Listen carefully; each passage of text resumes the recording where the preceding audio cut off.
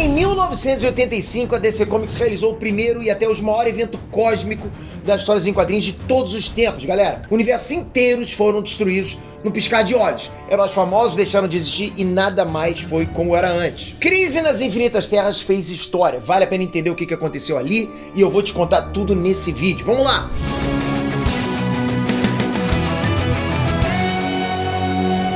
Hey Nerd Trunks, Peter aqui. Quem acompanha séries de super-heróis na TV viu que a CW levou vários personagens da DC Comics pra televisão nos últimos anos, né? A galera curtiu e os caras se empolgaram. Resolveram fazer um mega encontro entre as séries que também vai levar o nome de Crise nas Infinitas Terras. Tem muita coisa que veio dos gibis, das histórias em quadrinhos. Mas eu vou te mostrar aqui que levar a verdadeira Crise nas Infinitas Terras pra televisão é impossível.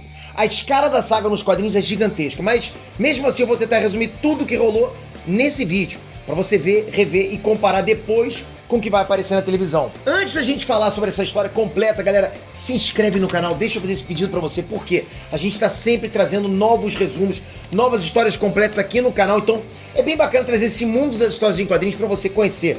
São vídeos muito bem trabalhados, são vídeos que dão muito trabalho, então contar com a sua inscrição é um grande incentivo para todo esse nosso trabalho. Obrigado de coração por fazer parte desse projeto que já dura 4 anos. A gente tá rumo aos 10 milhões de inscritos por sua causa. Vamos lá!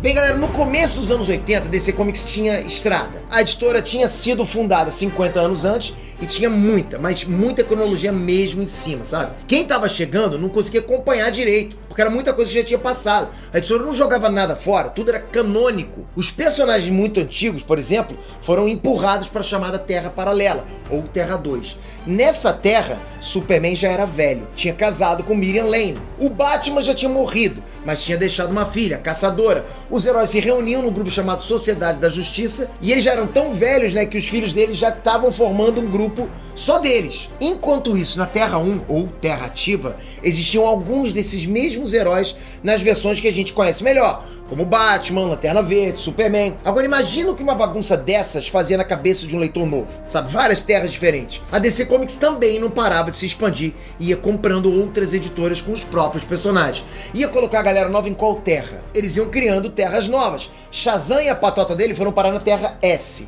A galera da Charlton Comics, como o Besouro Azul, Capitão Átomo, Questão, foi colocada na Terra 4. A confusão, galera, só aumentava. Eram várias terras.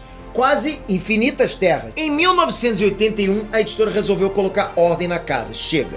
A única forma de arrumar isso tudo era com uma saga. Universos inteiros iriam literalmente morrer. Tudo que precisava ser ajeitado na cronologia da DC, toda mudança que precisava ser feita ia começar ali. Para cuidar disso, chamaram duas feras. O roteirista Marv Wolfman para escrever e George Pérez para desenhar. Os caras levaram 4 anos em pesquisa, reuniões com editores, com escritores, para que tudo ficasse no esquema e saísse em 1985. Você vai entender aqui que valeu a pena isso tudo. Vamos lá. A história já abre pegando pesado, né, com a destruição da Terra 3. De cara, você já sabe que o bagulho é sério, não é verdade? Uma onda de antimatéria tá apagando o planeta inteiro. Só que não é só o planeta, é o universo inteiro ao qual a Terra 3 pertence. Nessa realidade, todos os heróis que a gente conhece são vilões e fazem parte do sindicato do crime. O único herói que existe é ninguém menos que Lex Luthor. E nenhum deles é capaz de compreender ou deter a onda de antimatéria. A destruição da Terra 3, né, e o universo da Terra 3 é testemunhada por uma entidade conhecida como Pária, que tem o poder de ser puxado para a destruição, mas sem ser destruído. Guarda já esse nome porque o Pária vai ser importante pro resto dessa saga aqui. Diante da destruição da Terra 3, o Lex Luthor faz a única coisa que um pai faria. Ele bola um plano para salvar o filho. Ele coloca o bebê numa espaçonave que vai cruzar o limite dos universos. Dessa forma, né, o pequeno Alexander Luthor se torna o único sobrevivente da destruição do mundo dele. Qualquer semelhança com a origem de um super-herói famoso por aí não é coincidência. E Alex Luthor é outro personagem que vai ser fundamental em Crise nas Infinitas Terras. Guarda aí. Do outro lado do multiverso, um ser conhecido como Monitor inicia uma convocação de super seres, né, de todas as realidades que ainda restaram. Ele não tá sozinho nessa e a aliada dele é a Precursora. Com esses dois, fecha uma lista que vai definir a série. Alex Luthor, Pária, Monitor e Precursora. Com a onda de antimatéria consumindo universos inteiros, a Precursora e o Monitor recrutam personagens que já eram conhecidos dos leitores, mas também muita gente que não apareceu nos quadrinhos tinha anos já. Gente do passado, gente do futuro, Terra 1, Terra 2, não tinha limite. Estavam ali, né? O Superman mais velho da Terra 2, o Besouro Azul da Terra 4, ciborgue nuclear da Terra 1, mas também tinham vilões, né? Pirata psíquico da Terra 2, Nevasca da Terra 1. O Monitor tinha estudado essa galera durante anos para formar times que pudessem dar conta do recado. Essa equipe de heróis e vilões são enviados para defender máquinas que o Monitor construiu que ajudariam a proteger as terras restantes. Mas essas equipes não se entendem muito bem. É herói lutando, né, ao lado de vilão, uma galera que nem se conhece direito, não parece que vai dar certo, não tem nem como. E é claro que tem um inimigo por trás disso tudo, o responsável pela onda da antimatéria, um inimigo que envia um exército de demônios das sombras para destruir as equipes. E mais importante que tudo, um inimigo que consegue corromper a precursora e trazer ela pro lado dele. Deu ruim, galera. Esse mesmo inimigo misterioso também captura o vilão pirata psíquico que estava num dos times do Monitor, e ele vai se tornar uma espécie de servo pelo resto da série. Enquanto isso, né, passado, presente e futuro se misturam nas terras restantes e aparições do Pária indicam que não tem jeito. A destruição tá vindo com tudo. O Flash começa a aparecer, né, para os seus antigos aliados lá, profetizando a aniquilação, aparentemente saltando no tempo também. Tudo indica que essa é mesmo uma ameaça que nenhum universo jamais tinha visto antes. O Monitor e seus times estão correndo contra o tempo. A antimatéria já está chegando nas últimas terras e o poder do Monitor está enfraquecendo. Quanto mais universos são destruídos, mais fraco ele fica e mais forte fica o seu inimigo. Na base do Monitor, ele guarda alguém muito especial. Alex Luthor. O bebê, que era o último sobrevivente do universo da Terra 3, já é uma criança e está se desenvolvendo muito mais rápido que o normal. Ao cruzar as dimensões, ele foi bombardeado por energias cósmicas incompreensíveis e se tornou um híbrido, composto de matéria e antimatéria. Ele pode se tornar a última esperança do multiverso. Só que a alegria de nerd dura pouco, galera. Com a chegada da antimatéria, recomeçam as baixas de mais personagens clássicos da DC. Personagens importantes da Segunda Guerra Mundial, da Legião dos Super-Heróis do Futuro, do Velho Oeste, personagens que muita gente leu nos anos 70, 60, desaparecem na Crise nas Infinitas Terras. E isso é só o começo. Por mais que a galera se esforce, nada parece segurar a onda de aniquilação. O Monitor provoca a transformação de uma cientista na poderosa Doutora Luz, uma heroína capaz de absorver uma quantidade absurda de energia. Ele acha que ela vai poder ser uma arma poderosa no futuro. Mas será que vai ter futuro? Finalmente a precursora corrompida se revela. Chegou a hora de ela obedecer o seu mestre, né? E assassinar o Monitor. Consumida pelo remorso, mas sem conseguir controlar as ações, ela tira uma rajada de força contra o Monitor e mata ele a queima-roupa. É o fim da esperança. Todos os times que estavam tentando defender a tecnologia do Monitor sofrem baixas pesadas e fracassam. Nas terras 1 e 2, a onda de antimatéria avança e consome tudo que encontra. Passado, presente e futuro são destruídos de uma vez só, e só o Pária parece sobreviver para testemunhar a destruição. Na quarta edição, Crise nas Infinitas Terras terminou com a destruição dos dois universos mais importantes e deixou muita gente bolada, aguardando até o próximo número. Como é que DC ia dar a volta por cima daquilo? Com todos os heróis derrotados, com o Monitor morto, com um vilão misterioso agindo nas sombras, como é que iria sobrar alguma coisa? Era o fim das revistas da editora? Bem, galera, a resposta demorou um mês para chegar nas bancas, mas apareceu a quinta edição. O Monitor tinha planejado tudo. O cara estava se preparando para a chegada do seu inimigo desde o início dos tempos, desde a criação do multiverso. Era óbvio que ele tinha um plano. Mesmo morrer fazia parte do que ele tinha preparado, e ele sabia que a precursora estava corrompida pelo inimigo dele. O Monitor deixou gravações que explicam, né, as suas motivações. Com a morte dele, ele consegue armazenar os universos das terras ativa e paralela, né? As terras 1 e 2, chamadas de terras primordiais. A morte do Monitor cria um nuloverso, onde elas ficam protegidas, e a tecnologia dele mantém os mundos separados por vibrações. Quer dizer, estão juntos, mas separados. Não chega a ser um Shalom Now. Tudo beleza, então? Nada disso. Quer moleza? Não tem moleza em Crise nas Infinitas Terras.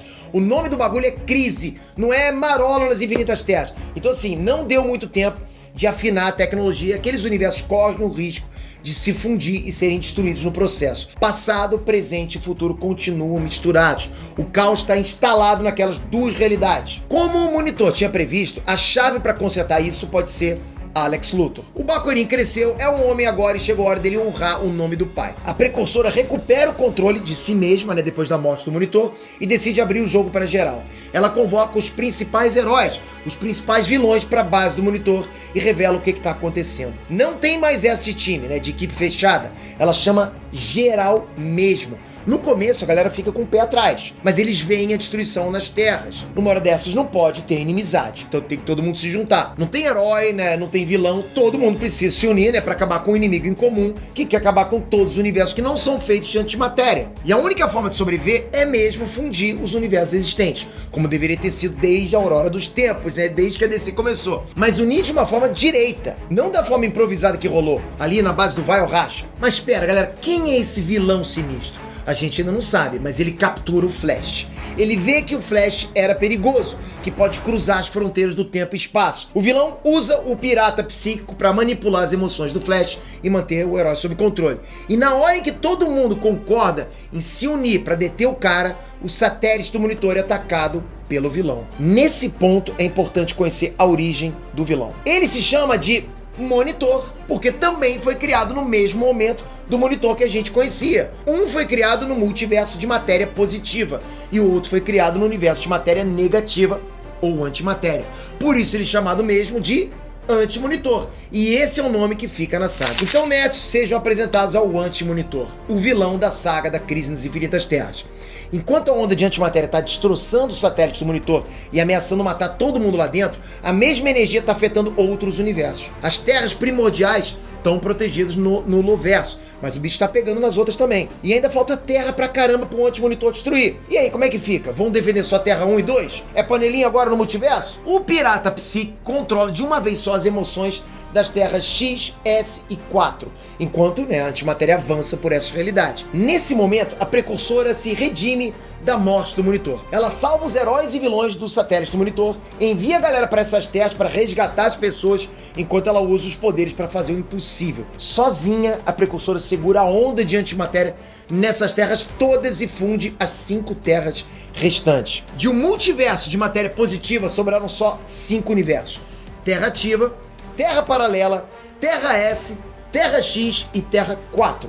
O que o Monitor fez com 2 realidades quando morreu, a precursora consegue fazer com 5, né? Juntando 5 universos numa mesma realidade, longe da antimatéria. É claro que isso não resolve ainda, né? Os 5 universos ainda correm o risco de se fundirem de vez e serem destruídos. Eles estão se aproximando, as épocas também estão misturadas. O Anti-Monitor ainda tá lá fora, e o cara também teve o tempo do universo para fazer os planos dele. O vilão vai fazer de tudo para destruir tudo que existe. O maluco só quer deixar a antimatéria. Enquanto isso, tem uma parada muito estranha acontecendo também. Super vilões estão sumindo das 5 terras. Alguém tá levando os caras embora. Mais uma vez, precursora, Alex Luthor e Pária convocam representantes de todas as terras e contam a origem dos seus inimigos. É a hora das revelações. No princípio tinha só um universo, e Oa era o planeta mais avançado de todos. A tecnologia que eles dominavam nunca teve igual na existência, mas um cientista chamado Krona queria mais, muito mais. Ele ousou abrir um portal, né, pro próprio momento da criação do universo. Falaram que aquele conhecimento era proibido e perigoso, e não deu outra. O experimento do Krona alterou a criação, gerando um multiverso positivo e um universo de antimatéria. Nesses 2 polos opostos, surgiram ao mesmo tempo o Monitor e o Anti-Monitor, que travaram uma batalha que terminou com a derrota do vilão. Tempo depois, né, um outro cientista obcecado pela antimatéria rompeu o tecido entre as realidades e deixou fluir a antimatéria para o universo positivo. Naquele experimento, o universo dele inteiro foi consumido e a antimatéria se expandiu. Aí deu ruim. A expansão da antimatéria ressuscitou o Anti-Monitor, que aprendeu que o poder dele cresceria cada vez mais se toda a matéria positiva fosse destruída. O cientista responsável por isso foi afetado pelo experimento dele mesmo e se tornou o Pária, condenado a ser arrastado para todo lugar onde a antimatéria consumisse a matéria. Esse é o dom e o castigo dele, e ele se culpa pela destruição da própria realidade. Com a ressurreição do Anti-Monitor e o crescimento do poder dele, o Monitor percebeu que a luta iria recomeçar, e seria muito pior dessa vez. Ele salvou uma moça da Terra, né, da morte certa, e tornou ela a sua assistente, a precursora. Com todo mundo informado sobre o que está em jogo, os heróis tomam uma decisão arriscada: levar a Crise até o Anti-Monitor, atacar o vilão no próprio universo dele de antimatéria. Então as 5 terras resolvem reunir um time só de casca grossa, só de peso pesado. Só herói porradeiro mesmo. Eles vão invadir os domínios do Anti-Monitor, dispostos a matar ou morrer. Mas o que acontece lá é um dos momentos mais dramáticos de toda a saga. Os caras sabem que essa é uma missão quase suicida. Não existia esquadrão suicida naquela época ainda, né? Mas a ideia é quase isso. Os heróis devem invadir o universo de antimatéria, localizar o Anti-Monitor e destruir ele. Alexander Luthor rompe a barreira entre os universos, já que o corpo dele é feito de matéria e antimatéria simultaneamente, né? E oferece um caminho seguro para os heróis. Enquanto isso, o Pária tem a missão de guiar eles até a fortaleza do Anti-Monitor. O pessoal, galera, tá com sangue nos olhos. Universos inteiros foram destruídos, galera. Esse é o maior inimigo que qualquer super-herói jamais enfrentou. Mas eles não têm medo, eles têm vontade de fazer justiça, mesmo que o perigo seja extremo.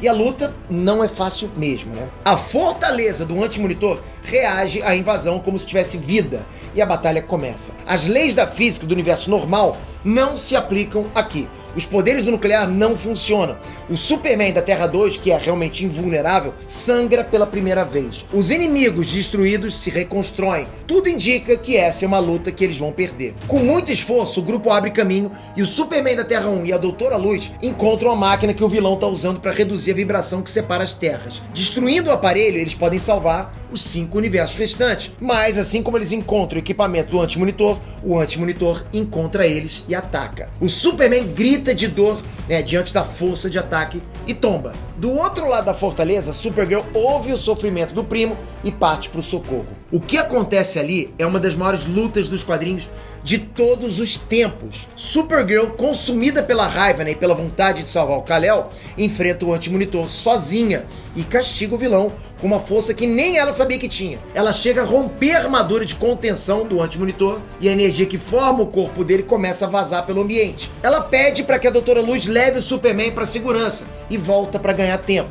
Na luta, ela ainda arremessa o Anti-Monitor contra a própria máquina e destrói o aparelho que ameaçava os universos. Mas basta um segundo de distração, um único segundo de distração durante a luta, para que o Anti-Monitor dispare uma rajada colossal de energia que acaba com a Supergirl.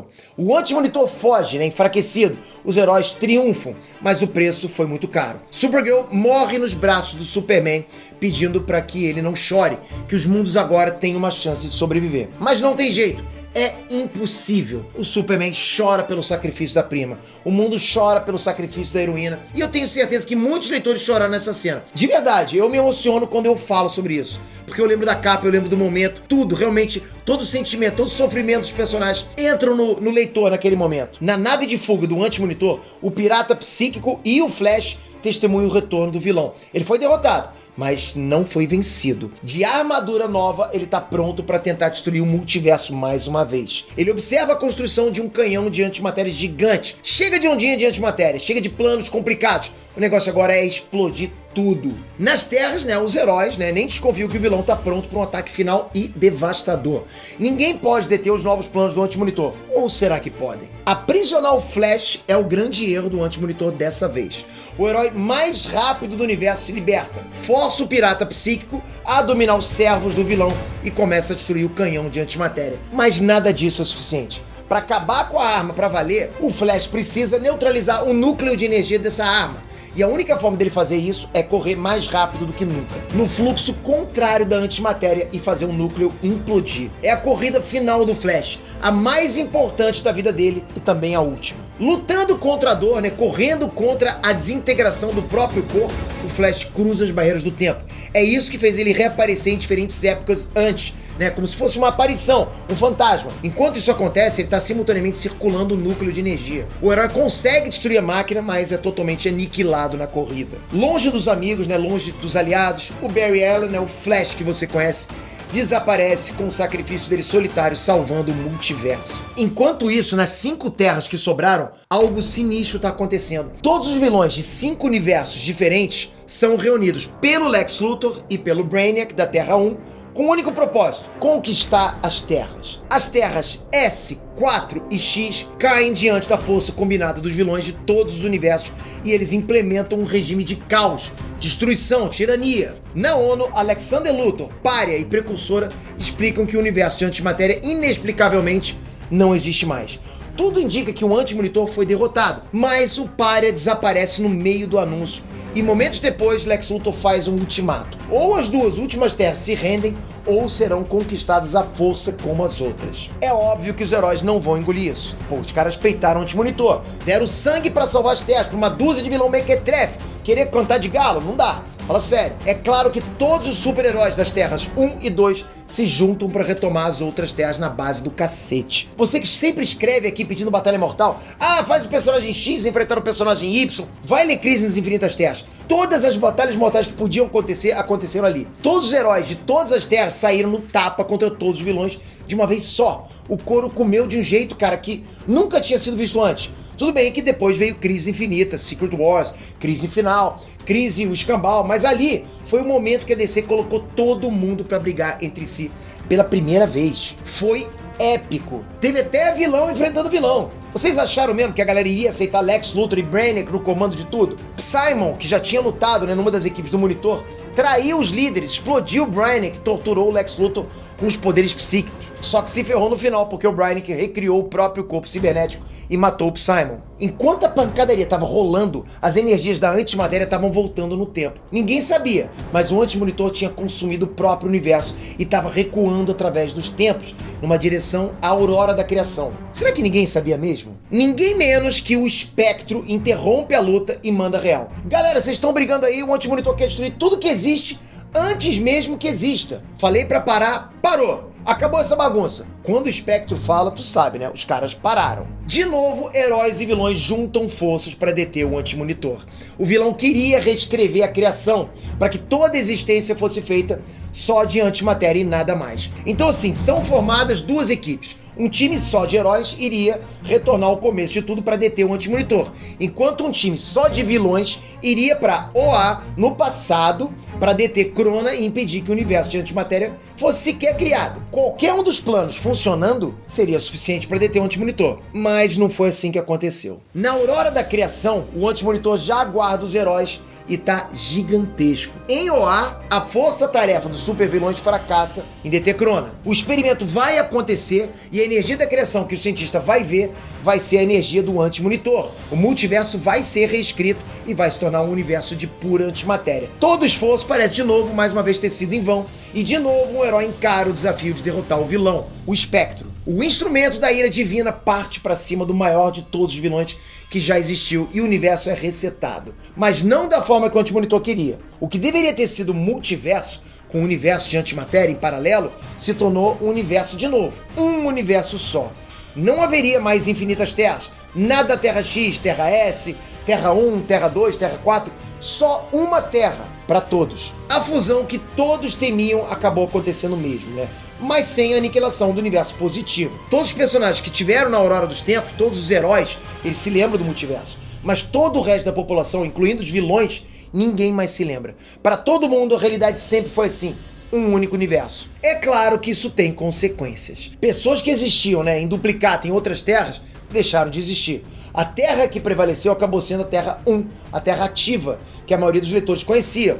Mas para muita gente a mudança foi um choque. O veterano Superman da Terra 2 perdeu a esposa, a Miriam Lane. Joel Ciclone, o Flash da Terra Paralela, perdeu todo mundo que conhecia que não era super-herói.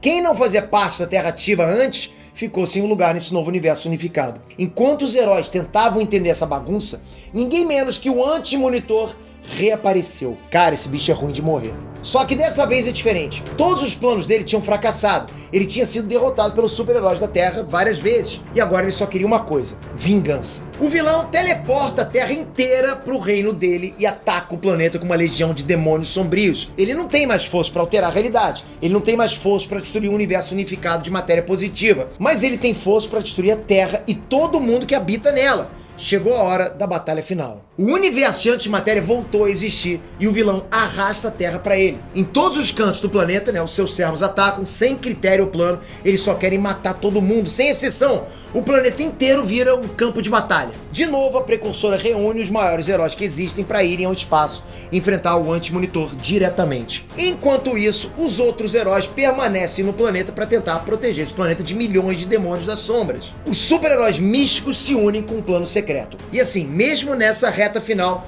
heróis morrem. A crise nas Infinitas Terras não poupa ninguém, nem nos últimos momentos, né, nos momentos derradeiros. Robin e Caçadora da Terra Paralela tombam em batalha, assim como o Titã Quartzo e Lore de Atlântida. Nas ruínas da fortaleza do Anti-Monitor, os heróis tentam derrotar o vilão, mas ele continua extremamente poderoso. Ele continua gigantesco e nada que eles fazem parece funcionar. Mas Precursora e Alexander Luthor têm um plano. Os heróis só precisam distrair o inimigo. Na Terra, né, os heróis místicos conseguem aprisionar e banir do planeta todos os demônios sombrios. No espaço, a Doutora Luz faz aquilo para qual ela foi criada: absorver a energia da principal estrela do universo de antimatéria, enfraquecendo o Anti-Monitor. Aproveitando o momento de fraqueza, a Mulher Negativa, né, prende o vilão, enquanto todos os outros heróis com poderes de rajada disparam simultaneamente. Todos disparam ao mesmo tempo. Com toda a energia que conseguiu acumular da estrela de antimatéria, a Doutora Luz dispara uma rajada devastadora contra o Anti-Monitor e o vilão finalmente tomba. Alexander Luthor abre um portal para tirar a Terra daquele universo e os heróis escapam também. Mas o Anti-Monitor levanta. O que acontece depois é o ápice da saga. Segura. O confronto definitivo contra o vilão, com a Terra escapando e vários heróis sacrificando para que outros heróis também não fiquem aprisionados ali. A cada golpe recebido, o Anti-Monitor se esfacela cada vez mais, mas ele ainda parece ser invencível. Até o Darkseid ajuda e envia uma rajada de efeito ômega através dos olhos do Alexander Luthor, mas nada parece parar o Anti-Monitor. No final, só Superman da antiga Terra 2 e o Superboy da Terra Primordial, o último sobrevivente do mundo dele, ficam diante do Anti-Monitor. Completando 50 anos de editora, é claro que a DC Comics iria dar a honra da vitória pro maior herói de toda a editora. Mas não o Superman da Terra Ativa, que a gente conhece melhor. Quem dá o murro final, o murro mais devastador da crise nas Infinitas Terras, é o Superman veterano, fica até arrepiado, de cabelos brancos, o poderoso Superman da Terra Paralela. Ele se vinga pela extinção da sua realidade, né, e derrota o Anti-Monitor de uma vez por todas. Fim. Como recompensa final, esse Superman descobre que a Miriam Lane, né, a sua Miriam Lane, não foi apagada da existência.